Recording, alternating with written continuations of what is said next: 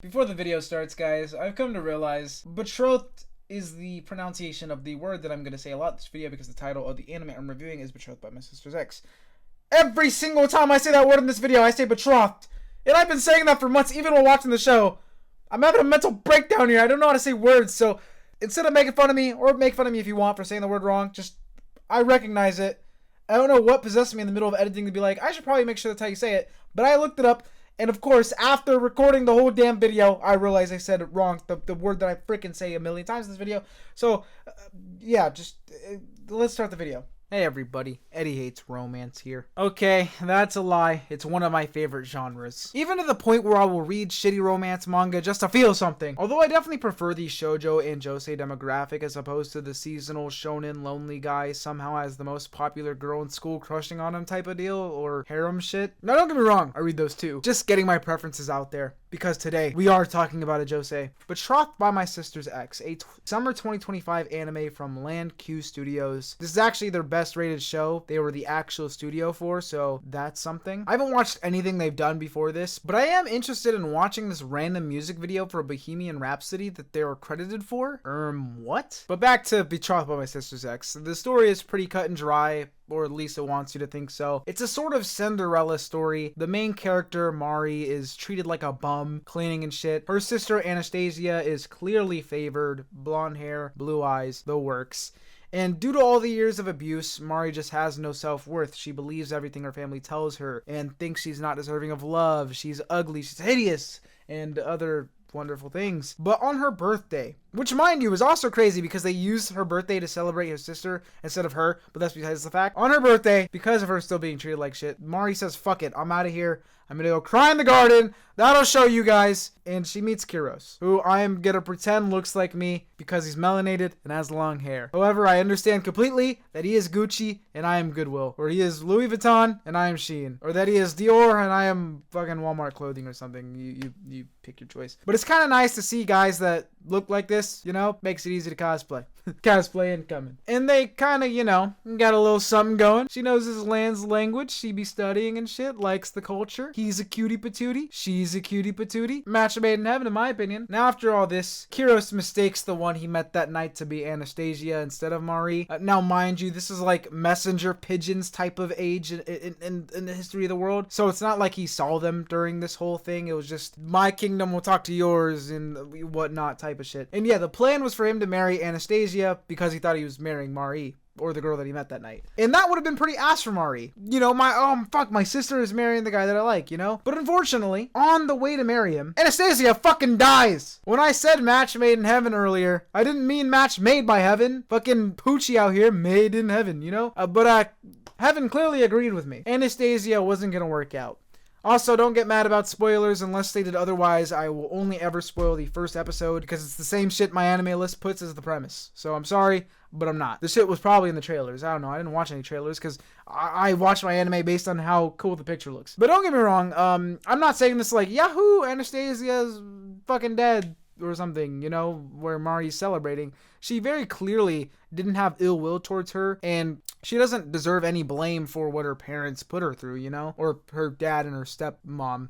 That's another thing in the series. Fucking evil stepmom. How crazy. We getting the Cinderella parallels? I'm only explaining this because out of context, I'm realizing it sounds kind of crazy. Like, yay, my sister died. Now we can get married. But I guess the title already does that for you. It is kind of clickbaitish. It is true, though. But, her sister was never the one he liked, so it's for the better. Kidding, obviously. I don't fucking know. It's an interesting enough premise in my mind. We get to see a romance that starts with two people already liking each other, which is always nice. And the interesting part is the goal on Kiros' side kind of being to break Mari out of this mindset that has been instilled in her forever. It's very obvious they love each other, but Mari still questions everything, and it's pretty sad. And then also just getting to see wholesome moments in general. There's just a lot of really neat moments in this show. But romance isn't the only thing it has to offer. There's also drama, which I'll mention. Some of it is about confronting Mari's former household for how they treated her and uncovering why. But there's also a lot more than that, which I'll leave you to discover if you watch the series. Some of it heat, some of it unnecessary. I just don't want to give away the entire fucking story. I'm just here to explain why I liked it or not. Which I did. And here's more reasons why. Starting with the animation.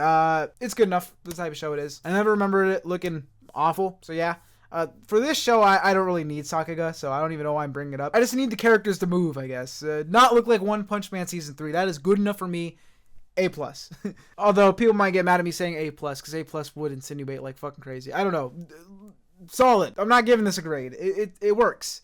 Along with that, though, the art style is fucking gorgeous. I feel like most of the time light novel adaptations have great styles. I wonder if it's because in the original light novels, they don't have to draw it all the time, so they just go out of their way to create a nice fucking aesthetic because they won't have to draw it all the time. I know the anime will obviously have less detail, but I think the anime looks really good. I like the colors a lot. Character designs are awesome. Back to the colors thing, like look at Mari's hair, for example. Why did it need green on the outskirts of the red mane? I don't know, but I like it. Makes her stand out. And everyone's fashion is really nice. They give reasons behind a decent amount of the clothing, whether it's the process of it being made, the reason a piece was fucking handed down, the jewelry, or for some characters, the culture behind it. It's just a really emphasized thing that I appreciate that the series does, because we either get a lot of battle shonen, tactical outfit that a character wears the whole fucking series, I don't know, or a series where characters wear pretty cool clothes all the time, maybe they change it up, but it's not really explained why. I just like that this has a lot of, it takes the time to let you know why characters are wearing what they're wearing sometimes. And not every fucking outfit, but you know, it's pretty neat. And yeah, I'm not gonna get into every character here since it's a romance. I did mostly talk about our mains, but there's obviously more characters than two. I'll shout out a few. We got a W maid, we got a W Kiros's mom, and we got L Mari parents. And obviously Anastasia exists as well. Can't forget her. I did want to mention, I really appreciate that the story kind of subverts expectations while still somehow being a very common story. I don't know. Like I mentioned earlier, the way that they handle the drama is kind of neat, and there's a specific revelation about midway through the show that I think makes the show stand out because it didn't have to do what it does. But in making that choice story-wise, it makes you have to handle and confront a lot more feelings and conversations that I think are harder to write than if you didn't have that revelation happen in the first place. It just brings a whole nother perspective to the story. Okay, skip to the timestamp on screen right now if you haven't watched the series, because I do think this is important to talk about. I'm gonna spoil what that revelation is, just so the people who have seen the series, because I think this is a very important thing to talk about, and I'm not making a separate spoiler review. So skip to the time on screen. Okay, so if you have read or watched, you know that Anastasia is revealed to be alive. You better have skipped the fucking video. If you're still here and you didn't know that, sorry. I was kind of shocked at that because like I was saying, it makes the story from an author perspective have so much more to do. Because it would have been just so easy to keep her dead and just, maybe have her character be more of an idea, fucking Uncle Ben, than an actual character of their own. But I am happy that she's alive because it opens up more possibilities. It's a risk worth its reward in my mind from a story writing perspective. And as a character, I like that she isn't what that idea is that maybe I would have thought before, you know, just like, oh, very princessy. No, she's willing to get her hands dirty. She's willing to, you know, go undercover as a boy just to survive, just to get away, you know, do all these things. And she does really care for Mari. I'm glad there wasn't like some stupid twist of her being a hater or whatever.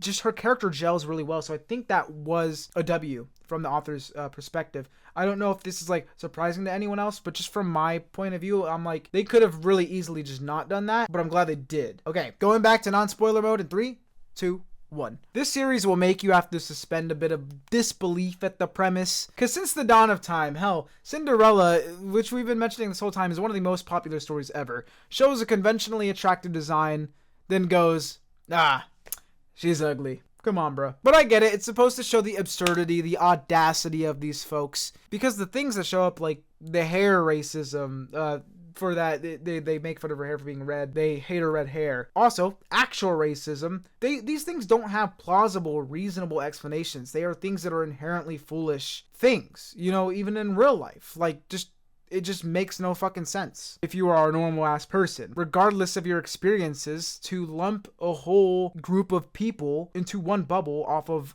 anecdotal things is just fucking stupid, and it's immature hatred. So I get it. It's not supposed to make sense. It's just funny to me, like when they're like, you're ugly, and I'm like, but she's not. She isn't. And I only laugh because that is what it is like 99% of the time in these sort of stories. There is also a manga, but I'm not really a fan of most manga light novel adaptations. I feel like those drop the ball in the stories of light novels almost more than anime do. I just don't think people talk about it as much, and I'm not exactly sure why. I wonder if it's just because more people watch the anime adaptations of light novels than read the manga, or a lot of people just don't even read the light novels. They would rather opt for the manga. Maybe that's why. I don't know, but I feel like in my experience, I would just rather watch an anime adaptation of a light novel than a manga. But I did think I'd throw that in information for you guys. Now moving on, we're kind of going quick through this one because as much as I did enjoy this series, there are some series where their fucking video needs a whole goddamn TED Talk presentations worth of research and background and things I need to fucking jot down detail-wise about it. To where this one, I'm sorry, we're low-key phoning it in. But let's talk about the music. The OST, coming to us from Kujira Unimi. And I'm not gonna lie, I was looking through the series they done, I don't recognize too many of them. Or am not a huge fan of any of them, which obviously isn't the fucking composer's fault. That's just the series that they happen to work on. So I'm not like too familiar with the work. And for the OST of this series, I'm not going to talk too much about it, but I will talk about the opening and the ending. Once again, it is one of those videos where we're phoning it in, I'm not going to lie. The opening is pretty nice though. Not sure how you pronounce the name of the artist. It's spelled on screen, Prage. That's how I'm saying it because it seems like phonetically in Japanese what it'd be. And the song is titled Lunar Eclipse. The song ain't messing around. It's serious. And the visuals are more storytelling based, kind of showing what happens, as opposed to openings where people are just vibing or something. I don't fucking know. And yeah, it's pretty cool actually. Now on to the ending. It's called Mari. Isn't that fucking crazy? By Muke. Once again, guessing how you pronounce the name. Hope I'm right. And the song is a calm little thing. Soft vocals. Visually, it shows scenery, nature and shit. We get to see Mari's bedhead, which is wild. And it focuses on Mari pre-series where life is ass, but she takes solace in the nature and, you know, finding the little things to enjoy while she's working and stuff. And at the end, Kiro shows up. But, you know, it's to kind of show how he changed her life and stuff and how things are going to get better. But most of the ending is focused on the former of what I was talking about. So, nice music things to mention. But let's finish this off. Let's wrap it up in a nice little bow. The age-old question, is Betrothed by My Sister's Ex worth watching? Yes. I think it's really well done. And it's an easy enough entry to these sort of series for people who normally shy away from the female-targeted demographic, as it's definitely one of the better ones it has to offer, in my humble opinion. Sadly, Season 2 has not been confirmed yet, and while I would like to read the light novel, I have no idea when I'd get to it realistically, so don't expect that video anytime soon. I'm not going to promise it, but it is on the list. But what did you guys think about Betrothed by My Sister's Ex? Did you love it? Did you hate it? Do you want to steal your sister's husband now? Let me know in the comments, and have a wonderful day. Ka-chow.